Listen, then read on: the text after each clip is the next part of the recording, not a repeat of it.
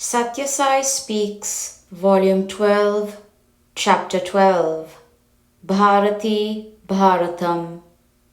Karma activity is primarily movement, motion. Movement results in energy, and matter is but condensed energy.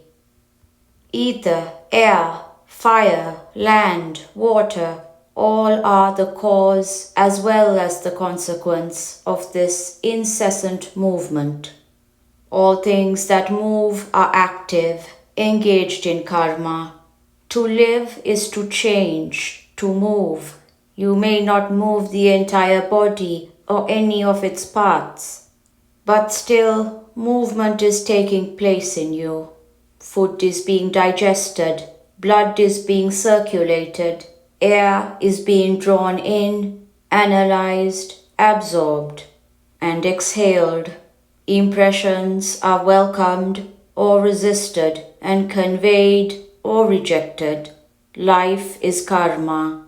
The body is a karma kshetra, abode of activity. All living things are engaged in karma, offering themselves in sacrificial rite of ceaseless activity. The fruit of that sacrifice is self-realization. When you have your eyes open, you see thousands here. When you close them, they are not here. Or, if your sight is impaired, you don't see them. You cannot therefore say they are non-existent.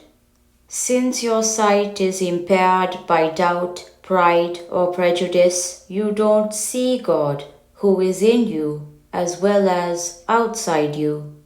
You long for a thing that is not. You ignore the treasure that is within your grasp. You swear you have no bird in your hand. You struggle for the birds that you believe are waiting for you in the bush. The bird in the bush is only the image of the bird you have in your hand, but you are unaware of this truth. You have faith in the senses and the knowledge they garner.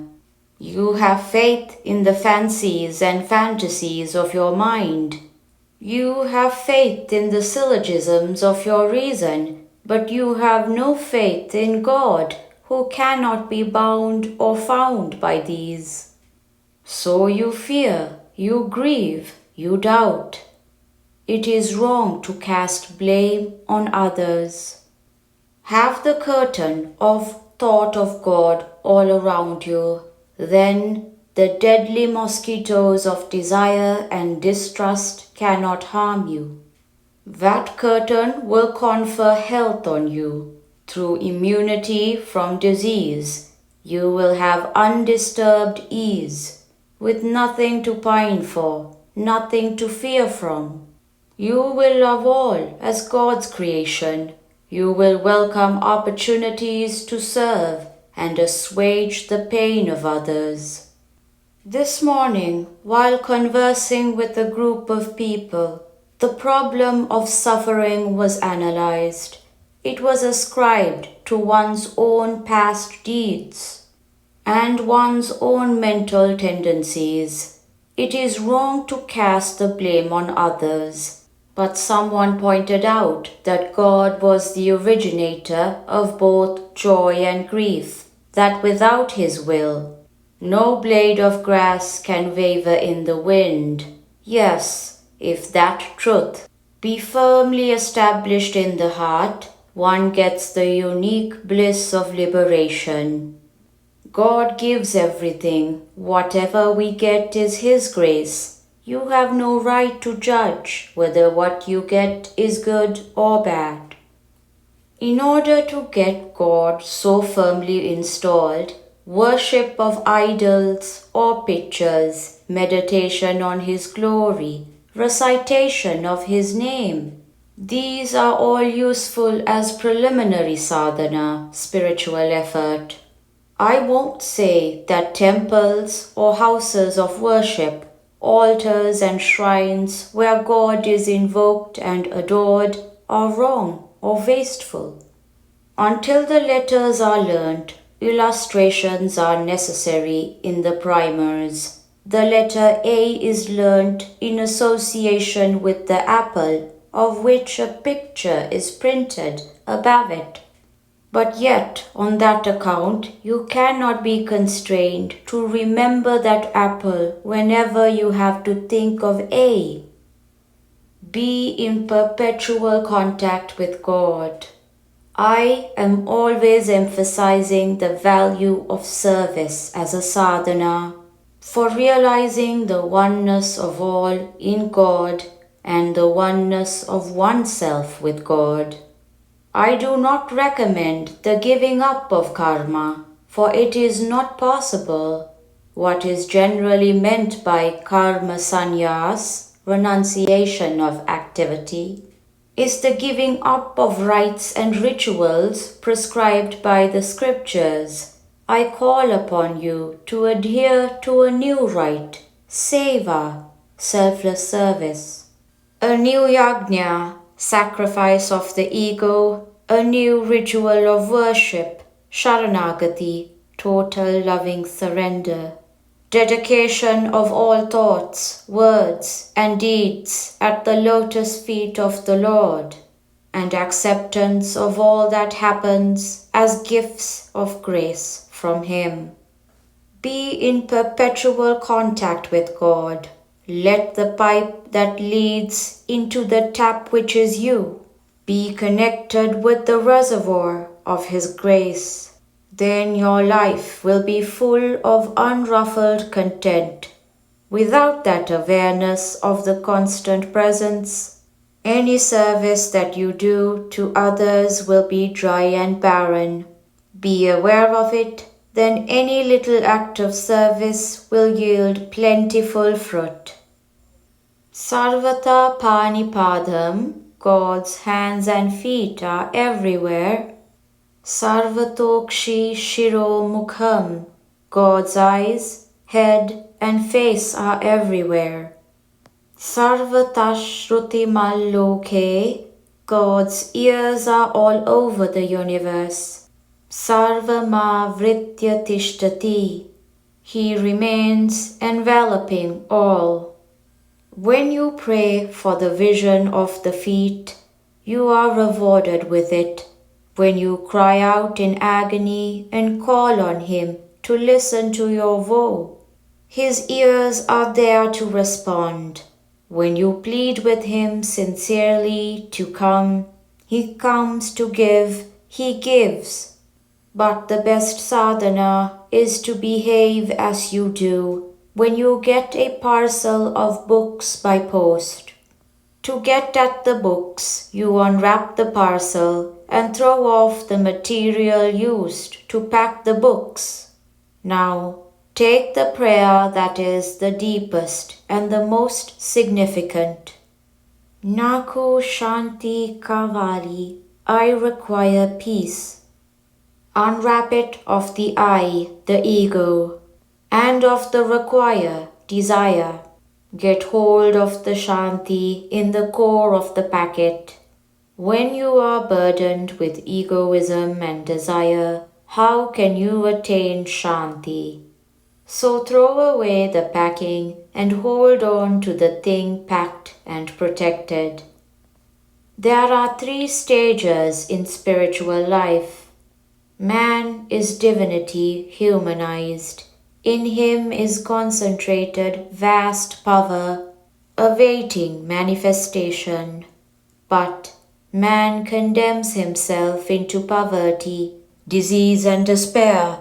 He begs for alms from all and sundry, and debases the Lord within. He tells himself that God is far away in an unreachable heaven. He exiles himself from the kingdom, which is his legitimate heritage. Man deludes himself into the belief that it is he who feels, thinks, speaks, and acts. He curses himself as a fool or a victim of fate, committing wrong with every such imprecation. Examine, each of you, your own minds, and avoid this cowardice which denies your birthright. Some years are spent in studies and apprenticeship. Then one reaches the years of active participation in the building or upkeep of social progress through a job. Later, in the evening of life, one lives on earned income, pension, rent, or interest. So too, there are 3 stages in spiritual life. First, as a jignasu, the seeker, curious, inquisitive, earnest, thirsty, enthusiastic. Then, as a mumukshu, the sadhak, steady, straight, adventurous, hardy. Finally, the abhimukha, the realized person, face to face with reality, strong, intelligent, good, showering love on all. The dull, inert temper leads man to sloth and slavery. The passionate temper entices him to faction, competition, conflict. The balanced, unruffled, equable temper leads man to peace, justice, love, and truth. Overcoming the tempers by the development of sadhana, one must discover the truth of oneself and others, namely God. Be happy when grief strikes you. Yanna Bharati Tanna Bharatam. What is not Indian is not knowledge. All knowledge is the domain of the Indian intellect. And all knowledge is synthesized, harmonized, and summarized into the highest wisdom, here, so that its alchemy can be experienced. And what is that wisdom? Every individual is a spark of the effulgence of God. God is dancing in every cell of every being. Do not doubt this, ignore this, or dispute this. This is the truth. This is the entire truth. This is the only truth. The universe is God. Loka is Lokesha. All this is He, His body. To run away from the place which you have been assigned is cowardice. It is foolish. It is fruitless. Don't honor such men as heroes. You can be engaged in any profession, employed in any job, for all professions are His, all jobs are His. He is the universal master, the universal provider, and when troubles pile up or disappointment confronts you, be thankful for the toughening it gives you, and to your character for the trial which you are privileged to face. Be happy when grief strikes you. Be calm when anger tries to inflame you. How can you put down fire with fire? Reason out and convince yourself that tolerance, forbearance, love, and sweetness can alone ensure peace for yourself and for society. Hyderabad, April 4th, 1973. The touchstone for virtue in a person is his keenness to give up, to sacrifice, to develop detachment. I exhort students on many occasions to associate with good and godly people only, so that the precious aspect of divinity in them can be manifest. Many of them are humble and subdued and disciplined as long as they are in hostel and college. But once they enter the outer world, they resume the routine and ruin themselves. This should not happen. Once truth is accepted as an article of faith, one must sacrifice one's entire life to its practice, or else man degrades himself below the level of birds and beasts. Sri Sathya Sai Baba.